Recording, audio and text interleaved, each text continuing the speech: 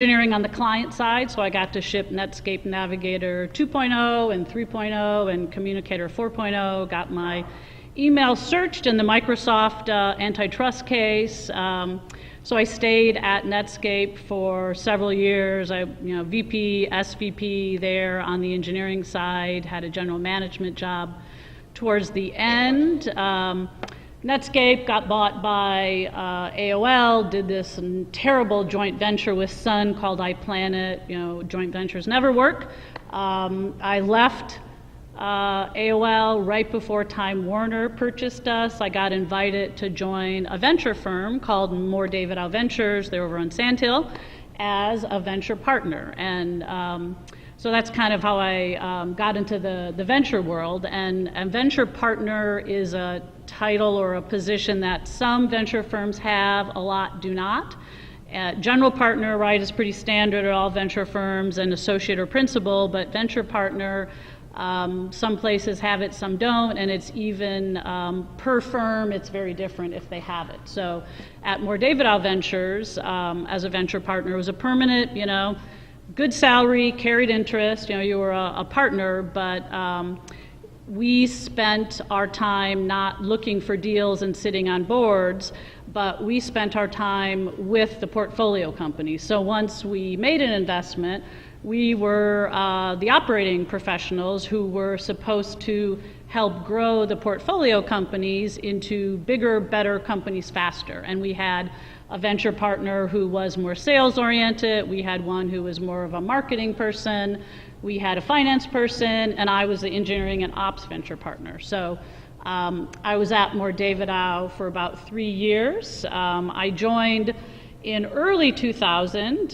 when life was happy, and I kind of took the summer off, and when I started in the fall, the dot-com, dot-bomb, and every day got darker and darker, right? And partners meetings were very grim on Monday, but the role was every Monday I was at Moore David Howe full-time in partners meeting, and then the balance of my time I tended to help out one of the portfolio companies in a serial manner, which is essentially how my interim VP of engineering-ness got started. So during the 3 years I was at Moore David Howe, I was essentially interim VP of engineering at 3 of their portfolio companies and interim CEO at 3 other portfolio companies. And it was fun. I never was parachuted in unless there were problems. So kind of to the points that Ron and Mark said, right? I got put in because something was going wrong, like, the product was 6 months late, or they shot the VP of engineering, or, something like that. And then in 2003, Moore David Howe cut its $1 billion fund back to $300 million, and so the math didn't make sense for me to stay anymore. So I left, and within a week, I got called by a partner at Moore David Howe and said, Debbie, can you help out, this other portfolio company, Senzik, and instead of Moore David Howe paying me, right, as a partner, I got paid by the company. So that's kind of how I stumbled into being an interim VP of engineering. And a couple months after that, I got invited to join Javco Ventures, which is now called Icon Ventures, also as a venture partner. But the definition of venture partner is very different at Icon. And at Icon, it's a part-time kind of a consultant position where they have a retainer on my time of about a day a week. So I go to every Icon Ventures partners meeting on Monday. It's very well run. It's only about a half a day. And so I give my thoughts on deals and, if I have ideas. And then if we get serious about an investment, I go in and I do the technical diligence. So I'll spend like half a day with the engineering team, the VP of engineering, to try to get a sense of, where the flags are and where the issues might be, so that if we choose to make an investment, we're kind of eyes wide open on what the technology in the organization and sort of how things are going there. So I guess ever since 2003, which probably means I've been doing it for the longest time, I've been doing this blended model of mostly interim VP of engineering, venture partner, day a week at Icon, and then I also do advisory work, and occasionally I take a board seat, and I'm also on the board of the Computer History Museum. I can like raffle off a card that gets you in for two for free or something, but I guess to build on some of the things that Ron and Mark said, for me it's not fractional. I can do one interim VP of engineering gig at a time, right? Because I don't know how you can run engineering at more than one company, but when I go in, I run engineering. I ship product, I hire, I fire, I change processes, I do org stuff. I often end up writing performance reviews. I mean, I do the whole 9 yards. It's typically a hired gun position, right? You typically don't call me unless something went wrong. Once or twice I have gotten called to start things off the right way, and that's been super cool, right? Someone knew me and they wanted to work with me to start things off, but usually something happened, the VP of engineering was let go, or the CTO, typically it's a small team, the CTO has taken it to a certain point with, it's past 5 guys and a dog, and it's not a good fit, so the person who was both the CTO and the VP of engineering gets moved over to be the CTO, and I come in and take all his people. It's almost always a his, but sometimes it's a her, but and then I run engineering, and I stay until you don't need me anymore, which typically means until we found a replacement. So to build on Mark's point, there's always for me, or almost always built-in downtime, because currently I'm doing an interim VP of engineering project at a lovely Norwest Mayfield startup in Mountain View, Los Altos. It's in the health tech area, and if you would call me today and say, hey Debbie, can you come help me, I'd have to say, I don't know, right? I'm currently with someone and I might be done by the end of the year, but I don't know, right? So if you think about it, it's very hard to start running engineering, like let's say today, and say, I'm going to stay with you until December 1. December 1 could be a great time for the company, or it could be a terrible time, right? So I never leave until you're done with me. So, which typically means, we have hired someone, but sometimes what happens is the person accepts, and then they change their mind, right? A health issue comes out, or they accept the counter, or I've stayed and, instead of the company doing well, it's not done well, so we've done a layoff, so I get to do the layoff and then I cut myself, right? But in analyzing things, the shortest project I've ever done has been a month as interim VP of engineering, where we just got super lucky and found someone. The longest project has been about 14 months, when everything that could go wrong did go wrong, right? We had to replace the CEO, had to fire the first search firm, and who wanted to come work when they didn't know who their boss would be, right? So it's a little long in the tooth though when it gets that. Exactly. No, I was only there because I was doing the right thing, right? But I would say typically it's 5 to 6 months, right? So I come on board, run engineering, we start a retained search typically. It takes 4+ months to get a new person. I overlap for a little bit of time, and then I ride off into the sunset. So the sweet spot's 4 to 6 months? 5 to 6, I would say, yeah. And it's very, I think it's super satisfying because it's fun. I think probably like Ron and Mark, I like fixing things, I like making a difference.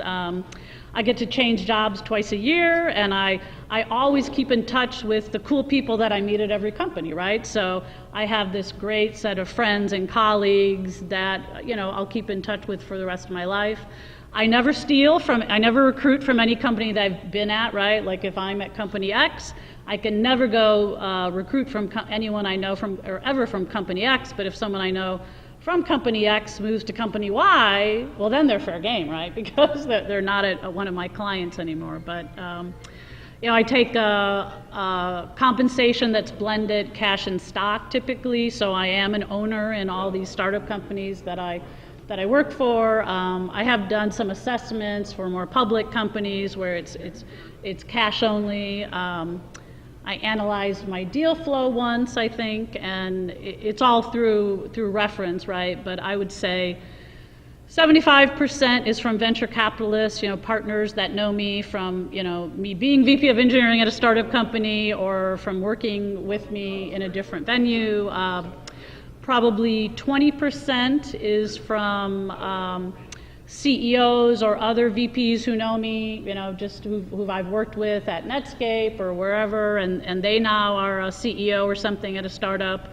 And then 5% is retained recruiters who I know who maybe have a search at this startup company, but there's nobody there, and they figure things will go much more smoothly if I'm there on the ground to kind of, run things on the engineering side. So for me, it's a great blend, right? I've got one leg in the venture world and the rest of my body more in the operating side, running engineering. I like to ship product and build teams, and it's really satisfying. Typically, I always figure it's a good sign when I'm doing a project, people would like to hire me at the end, and that's just not my model. I guess that's it. That's sort of an overview. Okay. Anything we didn't cover? So, anything we didn't cover. So, what are your questions about interim VP? And Kimberly, do you want to do the? Who has the first question? Oh yes. So, yeah. Oh, first. Let me Go ahead. Yeah, so Tom's got a bag for collecting cards, and he's got some he's got some old cards of mine to write your name and email address on if you don't have your own business card. We're going to raffle this book and these two books at the end by pulling them out of the bag. I can raffle off admission for 2 to the Computer History Museum. Awesome. So we've got 4 things we're raffling off. Okay, who has the first question? Okay, yes. I'll run back to you. I didn't get to the gym, so. Hi, my name is Suhas. So first question for Debbie. So at any point, were you in a situation where the company you're consulting for, they really wanted to hire you as a full-time VPE, and you didn't want to because your objectives were different, obviously, and how that affected the relationship and all? Thanks.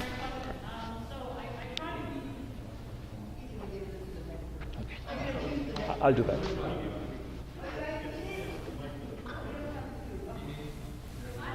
Okay, if you want to ask a question, come to the front. It's going to be much more efficient. Thank you. Thank you. Want to ask a question, come to the front. So I try to be really clear up front that I'm an interim VP of engineering, and since now I've been doing it for like 14 years, right, they kind of get it. So I say, don't hire me if you think this is a way to try to get me full time. So I try to be clear, but I am fortunate that they usually, are you sure you don't want to take the job, right? Are you sure you don't want to take it? And I say, no, thank you. It's me, not you, right? Because it's not that they're all not great companies, and I have been, more tempted in some cases than others, but one thing that's a good argument for them where they, kind of say, oh, I get it, is I say, I've got this great blended model, and I wouldn't want to give up my venture partner gig, and, I really couldn't do that if I worked for you full time. So they're like, okay, I get it. But, and it's also, it is an issue in recruiting, right? Because like every place I am, I typically hire 2 to 10, mumble people, right? And I do mention, hi, I'm Debbie, if they're going to report to me, I'm the interim VP of engineering, but don't worry, I'll make sure, I hire someone you love. And I kind of leave it at that, and, I move forward, so. Who's next?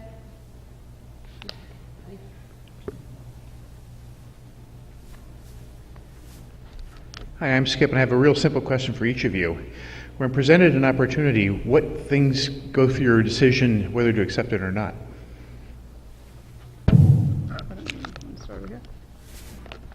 Yeah, no assholes. There's a great book called No Asshole Rule. And that's actually the source for the response is the No Asshole Rule, which is written by a Stanford professor. That's number one, and I have had the good fortune to never work for an asshole in consulting. In consulting. Not in FTE roles, but in consulting. That has been true. And it really scared me when I was working with a larger organization that put in a bid that would have had me as their interim VP of engineering. And I thought, oh my God, they might take it. It was one of those companies, and it really scared me. And so I've been really careful since then to not, if I get any sense that that's not an organization I want to work for, that's really the big thing. And then there's the limit. My limit is half-time, and it's I'll spend two-thirds of a week with you this week, and it may be a third of a week the following week. It goes back and forth. And I had 2 interim VP engineering gigs my first year, and I had the great fortune that one of them needed me desperately at the time the other one didn't, and vice versa. It really went back and forth, and how that happened, I don't know, but it worked, and so I was blessed. I think the thing that Debbie mentioned was availability has got to be number one, but number two, I think goes to what Ron said. I've changed my priorities in life in general over the years, and the number one thing that's important to me, period, is liking who I'm working for and with. So. Yeah, similar for me, I'd say people is the number one thing. I do look at location, right? If I have a couple things to choose from, commuting to San Francisco or something in my backyard, I look at that. I won't commute anymore. Oh, okay. Period. Oh, that's right. You're in your pajamas. See, I'm not in my pajamas. I'm going indoors. I won't commute anymore. It's too crazy around here. Yeah, I mean, look, I've been crazy. here since 1980, and it's now more insane. I have a sticker. So I have a sticker on my car, and I still have to leave like at 7 in the morning in order to like make it to the San Jose airport, right? You know? You mean an HOV sticker, right? Yeah. And then the other thing I'll look at is, since I take equity, do I believe in the company and the stock, right? Because I build my own